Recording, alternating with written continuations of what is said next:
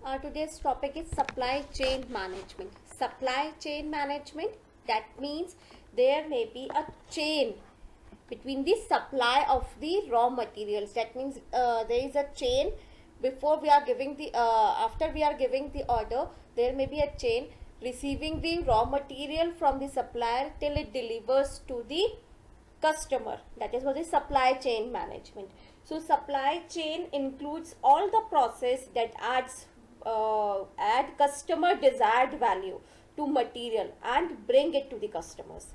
So this value get added at various stages of the journey that materials take till it reaches to the customers. Supply chain encompasses all these value adding stages.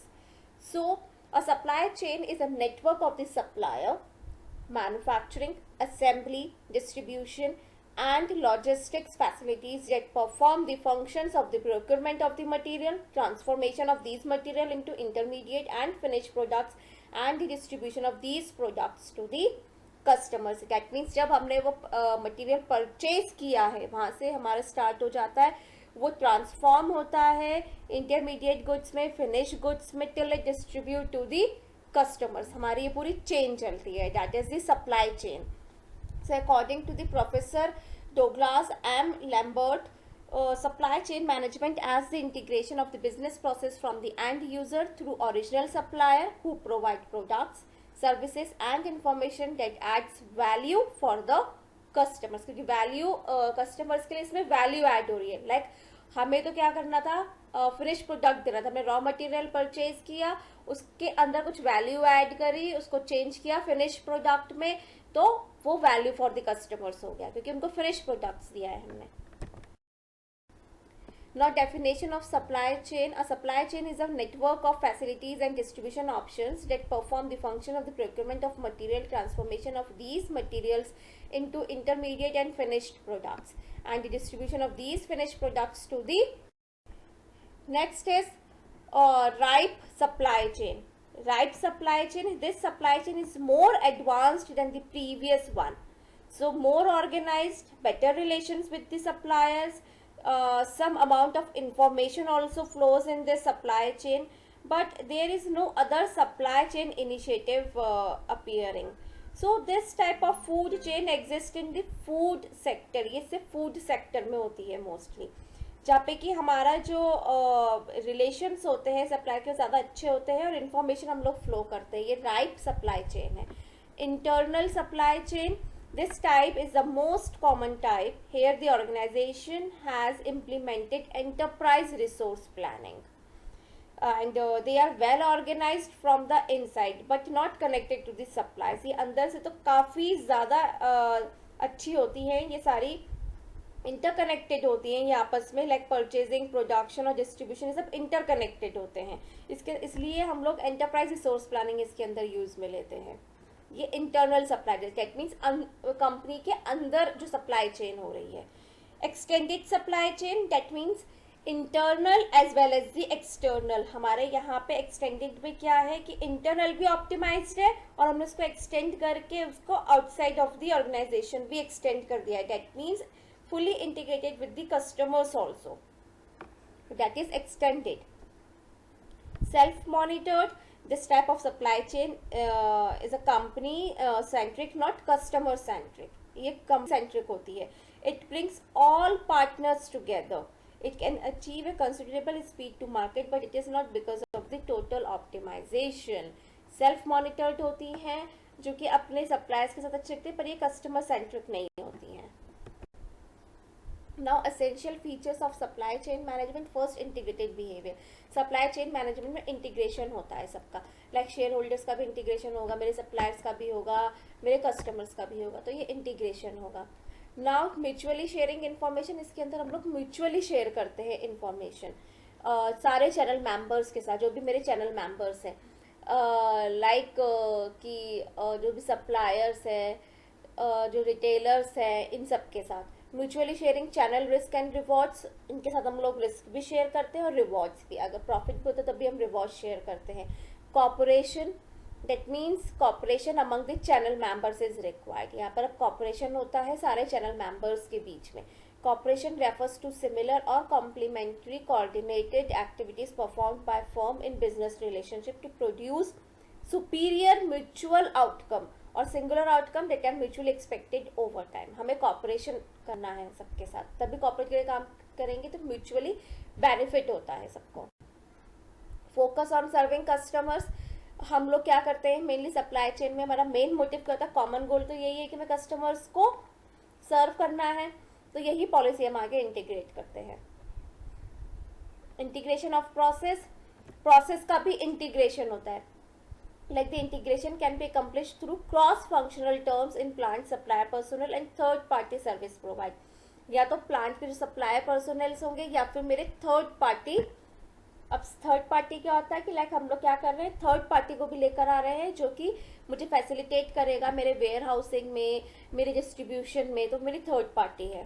Partners to build and maintain long term relationship. Partners के साथ हम लोग relationship बनाते हैं ताकि हमारी long term relationship चले, क्योंकि पार्टनरशिप जितनी अच्छी होगी उतने ही हमारी जो कॉस्ट होगी वो भी लोअर होती जाएगी.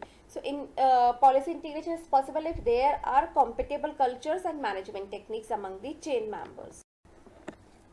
Now what is the objectives of supply chain management? First, service orientation, that is services to the customers. Main motive क्या है हमारा, to give this better services to the customers, and service is all about the value to that customers. और services क्या होती है, value for the customers, और ये depend करती है customers के perception पे. तो मैं सबसे पहले customers का perception देखना है. इसके लिए भी companies के बीच में coordination और supply chain का better होना बहुत ज़रूरी है. System orientation that means the supply chain should be better in the system also.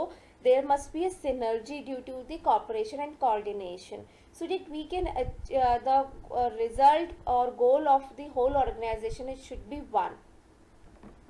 That should be a system organization. Competitive and efficiency. Supply chain is a business organization. It provides value to the customers while being competitive. So competitive is essential for it to healthy sustain itself in order to be able to provide increasing value to its customers. Minimizing the time. अगर efficiently होगा, सबको अपने अपने roles पता है, तो मेरा time automatically reduce हो जाएगा. जो मेरे ऑर्डर्स होंगे वो इन कैश होने लग जाएंगे.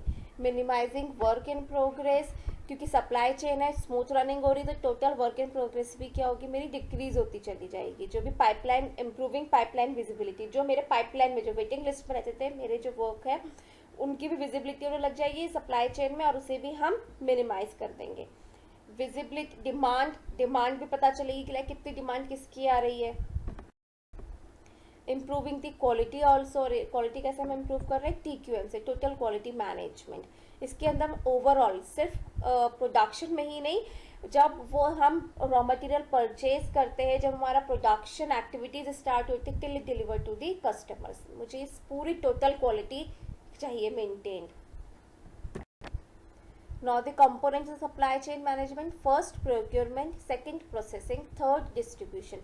So procurement is what, to purchase something. Processing जब वो in process में चल रहा है. Distribution जब हमने उसे customers को distribute कर दिया है. Now factors influencing supply chain management: consumer demand, globalization, competition, information and communication, government regulations and the environment. Supply chain management को मेनली कंज्यूमर की डिमांड इम्पैक्ट करती है. उसकी डिमांड कितना ही उसी के अकॉर्डिंग हमें सप्लाई करना है, तो उसी के अकॉर्डिंग हम लोग रॉ मटेरियल परचेज भी करेंगे, मैन्युफैक्चर भी करेंगे और उसे कस्टमर को ऑन टाइम डिलीवर देंगे. ग्लोबलाइजेशन इट मीन्स कितनी कंपनीज और आ गई है, कितना यहाँ पे मार्केट है और कितने मेरे, फिर हम देखेंगे हमारा कॉम्पिटिशन कितना है, फिर हमें उसको कम्युनिकेट भी करना है, उसकी पोजीशनिंग भी करनी है. इसके लिए हम लोग गवर्नमेंट रेगुलेशंस भी देखना है, हमें एनवायरनमेंट भी देखना है, माइक्रो और मैक्रो दोनों, लीगल भी देखना है, पॉलिटिकल, मेरे सप्लायर्स, मेरे कॉम्पिटिटर्स, एनवायरनमेंट में सब आ जाएंगे. So we have to give the light on these aspects also. Functions of supply chain management. Supply chain management is a cross functional approach. ये क्रॉस फंक्शनल अप्रोच है, सिर्फ एक प्रोडक्शन का ही पार्ट नहीं है सप्लाई चेन. ये सब चीज़ों को इंटीग्रेटेड पार्ट है. इसलिए हम जब रॉ मटेरियल का ऑर्डर देते हैं, उसे परचेज करते हैं, till we deliver the finished goods to the customers. As organizations strive to focus on the core competencies and becoming more flexible, they have reduced their ownership of raw material sources and distribution channel. So functions of the supply chain management, अगर हम strategic level की बात करते हैं तो strategic level में जो मेरे टॉप मैनेजमेंट है वो डिसीजंस लेते हैं कि मुझे कहाँ लोकेट करनी है, मेरी साइज ऑफ वेयर हाउस क्या होगा, मेरे डिस्ट्रीब्यूशन चैनल्स क्या होंगे। स्ट्रेटेजिक पार्टनरशिप में मैं देखने की मेरे सप्लायर्स कौन होंगे, मेरे डिस्ट्रीब्यूटर्स, मेरे कस्टमर्स, मेरे कम्युनिकेशन चैनल्स क्या क्या होंगे। इसके अंदर मुझे ये भी देखना है कि मेरे क्रॉस डॉकिंग होता है कि लाइक जब मैं अपना मटीरियल अपलोड कर रही हूँ, डाउनलोड कर रही हूँ, तो ये सब चीज़ें जो जाएंगी वो क्रॉस डॉकिंग में, ट्रक में कर रहे हैं या रेल रोड्स के थ्रू कर रहे हैं। इनबाउंड और आउटबाउंड दोनों फैसिलिटीज आती है। इनबाउंड क्या होती है, from supplier to the company, outbound होती है from company to the supplier. Direct shipping कर रहे हैं, थर्ड पार्टी लॉजिस्टिक हम लोग यूज में ले रहे हैं। Product life cycle management, so that new and existing products can be optimally integrated into supply chain and capacity management activities। हम देखेंगे नए नए और क्या क्या प्रोडक्ट्स आ सकते हैं और क्या मेरे प्रोडक्ट्स चल रहे हैं, इनकी प्रोडक्ट लाइफ साइकिल क्या है, इंट्रोडक्शन, ग्रोथ, मैच्योरिटी, डिक्लाइन, ये मेरी प्रोडक्ट लाइफ साइकिल स्टेजेस होती है। तो मेरा प्रोडक्ट कहाँ एग्जिस्ट कर रहा है। इंफॉर्मेशन टेक्नोलॉजी चेन ऑपरेशंस, हम लोग टेक्नोलॉजीज के थ्रू इंफॉर्मेशंस लेकर आते हैं, क्या क्या हम अपग्रेड कर सकते हैं। वेयर टू मेक और बाय डिसीजंस, बनाना है या बेचना है।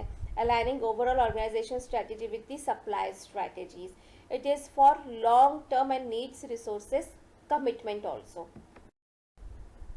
टैक्टिकल प्लानिंग मेरे मिडिल लेवल करता है और वो भी क्या करेगा, प्रोडक्शन डिसीजंस लेंगे इंक्लूडिंग दी कॉन्ट्रैक्टिंग, कि हमें कॉन्ट्रैक्ट किससे करना है, हमें अगर बाय करना है तो कौन मेरे कॉन्ट्रैक्टर्स होंगे, कितनी क्वांटिटी मुझे चाहिए इन्वेंट्रीज की, लोकेशन क्या होगी, ट्रांसपोर्टेशन क्या होगा, क्या रूट्स फॉलो होंगे। इसके लिए मुझे एक बेंचमार्क बनाना पड़ेगा। बेंचमार्क के लिए मुझे देखना पड़ेगा कि मेरे कॉम्पिटिटर्स कितने हैं। एक माइलस्टोन पेमेंट्स जो कि मेन पेमेंट्स है, हमें वो भी करनी है टैक्टिकल प्लानिंग में। Focus on the customer demands and the habits. Operational planning day to day planning करता है। Production scheduling for each manufacturing facilities, minute by minute हम लोग इसके अंदर देखते रहते हैं। डिमांड की प्लानिंग करते हैं, फोरकास्टिंग करते हैं हम लोग। इनबाउंड ऑपरेशंस करते हैं, लाइक ट्रांसपोर्टेशन क्या होगा मेरा, ठीक है, ट्रांसपोर्टेशन, मेरे ट्रांसपोर्टेशन कौन कौन से होंगे, मेरे सप्लायर्स कौन है, मेरे डे टू डे ऑपरेशंस क्या है, मेरा फ्लो ऑफ मटेरियल क्या चलेगा, फिनिश गुड्स कैसे बनेगा। आउटबाउंड डेट मीन्स जब मेरा पहुंच रहा है, मेरा वेयर हाउस पे जा रहा है या कस्टमर्स तक जा रहा है, ऑर्डर जो भी प्रॉमिसिंग मैंने की थी वो कब डिलीवर करने हैं। मैन्युफैक्चरिंग फैसिलिटीज़ क्या है, डिस्ट्रीब्यूशन सेंटर्स कौन कौन से होंगे, मेरे दूसरे कस्टमर्स कौन है, from production level to supply level, accounting, all transit damage, अगर कुछ भी डैमेज होता है उस केसेस में तो सेटलमेंट कैसे होगा, मुझे कंज्यूमर को जो इंश्योरेंस पॉलिसीज ले रखी है तो उसके थ्रू मुझे लॉस होगा तो वो कौन बियर करेगा। तो ये सब चीज़ें हम लोग, ये सप्लाई चेन मैनेजमेंट के फंक्शंस हैं।